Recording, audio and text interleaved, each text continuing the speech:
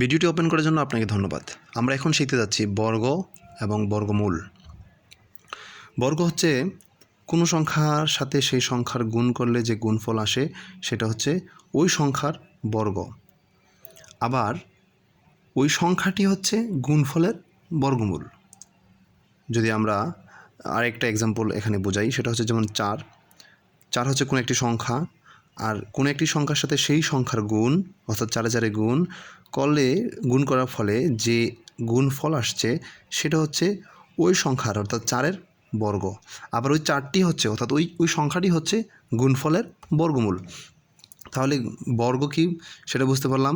এখানে বর্গ হচ্ছে 9, আর এখানে বর্গ হচ্ছে 16, আর এখানে বর্গমূল হচ্ছে 3, আর এখানে বর্গমূল হচ্ছে 4। তাহলে চলুন আমরা এখন আমাদের পরীক্ষায় অর্থাৎ জব প্রিপারেশনের ক্ষেত্রে আমরা যে পড়াশোনাগুলো করে থাকি সেখানে আমরা দেখতে পারি বিভিন্ন চাকরির ক্ষেত্রে এক্সামগুলোর ক্ষেত্রে যে প্রশ্নগুলো আসে এরকম আসে যে যেমন 100 এর বর্গ কত, অথবা 95 এর বর্গ কত, 63 এর বর্গ কত, এরকম বর্গ আসে। তো সেই ক্ষেত্রে আমরা কি করব? সেই ক্ষেত্রে আমাদের করণীয় যেটা হচ্ছে সেটা যে আমরা কিছু টেকনিক অ্যাপ্লাই করে সেগুলো বের করে ফেলবো। এগুলো মুখস্থ করতে হবে না, অনেকেই কষ্ট করে মুখস্থ করে কিন্তু মনে থাকে না। তো আমরা 3টা সূত্র অ্যাপ্লাই করব। একটা হচ্ছে, প্রথমটা হচ্ছে যদি কোনো দুইটা সংখ্যা থাকে, যেমন ধরুন 10 থাকে, এটার বর্গ করা খুবই সহজ, আপনারা জানেন। আমরা 100, 10 10 100 আমরা মুখে মুখে করে ফেলি। কিন্তু যদি হয় এখানে 70, সেক্ষেত্রে কী করব? সেক্ষেত্রে যেটা করবো সেটা হচ্ছে শেষে শূন্য থাকলে ওই পূর্বের সংখ্যাটা, যেমন 7 7 49 আর 2টা শূন্য, এখানে স্কোয়ার আছে এই জন্য 2টা শূন্য। যদি 90 হয় তাহলে একই কথা, 9 নং 81 আর 2টা শূন্য। এইবার আমাদের সূত্র নম্বর 2, যদি কোনো সংখ্যার শেষের সংখ্যাটা যদি 5 হয়, অর্থাৎ শেষের সংখ্যা যদি 5 হয়, যেমন 85, এটার বর্গকে কী করবো? যেমন 85-এর ক্ষেত্রে আমরা করব লাস্ট যে সংখ্যাটা আছে 5, এই 5কে আমরা আগে বর্গ করবো। 5 5 25 আমরা জানি, 25।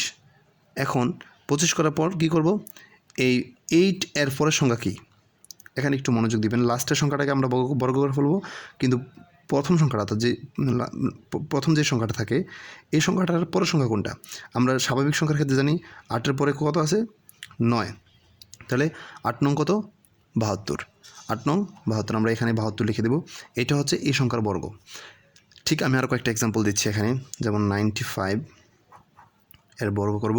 আমরা জানি 5-এর বর্গ হচ্ছে 25, 5 5 25, আর 9-এর পরে স্বাভাবিক সংখ্যা কত? 9-এর পরে স্বাভাবিক সংখ্যা 10, তাহলে 9 10 90। এইটা হচ্ছে এটার বর্গ। আমি আরেকটা এক্সাম্পল দিচ্ছি, যেমন 65, 5-এর বর্গমূল কত? 5 5 25, অ্যান্ড 6-এর পরে স্বাভাবিক সংখ্যা কত? আমরা জানি 6-এর পরে স্বাভাবিক সংখ্যা 7, তাহলে 6 7 42। এই 42 অর্থাৎ এই সংখ্যার বর্গ হচ্ছে এটা গেল আমাদের 2 নম্বর ফর্মুলা। 3 নম্বর ফর্মুলার ক্ষেত্রে আমরা যেটা করব, এইটা হচ্ছে সব 5 আর 0 ব্যতীত যত 1 থেকে 100 পর্যন্ত যত সংখ্যা আসবে সবগুলোর ক্ষেত্রে আপনারা এই সূত্রটা অ্যাপ্লাই করতে পারবেন। অর্থাৎ আমরা একটু 3 নম্বর সূত্রটা একটু দেখি। 3 নম্বর সূত্রটা যেমন আমরা একটা এক্সাম্পল দিয়ে শুরু করব। 32 এর বর্গ করব। 32 এর বর্গ করতে গেলে এখানে একটা কথা মনে রাখতে হবে, 3টা স্লট ভাগ করে নিতে হবে। প্রথম স্লটে শেষের সংখ্যাটাকে আমরা বর্গ করে নেব, তাহলে 2 2 4। পরবর্তীতে এই যে দুইটা সংখ্যা আছে, এই স্কোয়ারটাকে আমরা 2 ধরে, তাহলে এটার সাথে গুণ, এবং এই 3টা একসাথে গুণ করে দেবো, অর্থাৎ 3 2 6, 6 2 12। 12-এর আমরা সরাসরি 12 লিখতে পারবো না। এখানে এই 3 নম্বর নিয়মের ক্ষেত্রে আমরা শেষের দুইটা সংখ্যায় বা শেষের দুইটা স্লটে আমরা একটা করে সংখ্যা বসাতে পারবো। যেমন এখানে 3 2 6, 6 2 12-এর 2, হাতে আছে 1। আর লাস্ট যে স্টেপটা স্লটে যে কাজটা করবো সেটা হচ্ছে এই যে প্রথম সংখ্যাটা, এই সংখ্যাটাকে এটা বর্গ করবো। 3 3 9, 9-এর আগে কত? 10, এই 9-এর হাতের 1 10 যোগ করে দেবো, হয়ে গেলো। এটা হচ্ছে এটার বর্গ, এটার বর্গ হচ্ছে এটা। তারপর আমরা আরও কয়েকটা এক্সাম্পল দেবো, যেমন 63, এখানে না আছে 0 না আছে 5, তাহলে এখানে ব্যতিক্রম সংখ্যাগুলো এরকম যে কোনো সংখ্যার ক্ষেত্রে হতে পারে, দুইটা সংখ্যার ক্ষেত্রে। তো আমরা এটা করবো হচ্ছে যে প্রথম কী করেছিলাম, 3টা স্লট করেছিলাম, এটা 3টা স্লট করব, তাহলে এটার বর্গ কত 3 3 9, তারপরে কাজ হচ্ছে এটা গুণ, তাহলে 3 6 18, 18 দুগুণে 36, 36 আমরা এখানে 6 লিখব, হাতে 3 আছে, তারপরে 6 6 36, আমরা এই লাস্টের সংখ্যাটাকে বর্গ করে দেবো। আমরা এখানে যেরকম 3 3 9, 9 রেখে 10 লিখেছিলাম, থেকে এখানে 6 36, 36 আর 9 39, অর্থাৎ এই 63 এর বর্গ হচ্ছে এটা। আমরা আরেকটা এক্সাম্পল দেব, যেমন 18 এর বর্গ, তাহলে আমরা সিস্টেম অ্যাপ্লাই করি।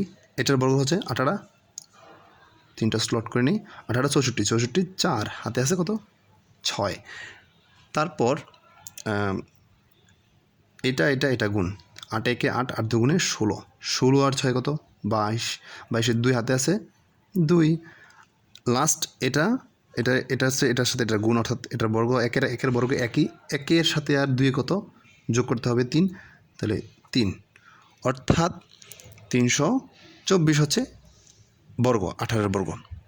এইভাবে করে হচ্ছে আমরা আমাদের বর্গগুলোকে কোনো সংখ্যার বর্গ বের করতে গেলে আমরা এটা করে থাকব। তো পরবর্তী ভিডিওতে আমি দেখাবো হচ্ছে মূলত তিন সংখ্যার বর্গ বের করা। এখানে তো 2 সংখ্যার আমরা বর্গ বের করেছি, তো পরবর্তী ভিডিওতে আমরা 3 সংখ্যার বর্গ দেখাবো। সেই পর্যন্ত সবাই ভালো থাকুন, সুস্থ থাকুন, খোদা হাফেজ।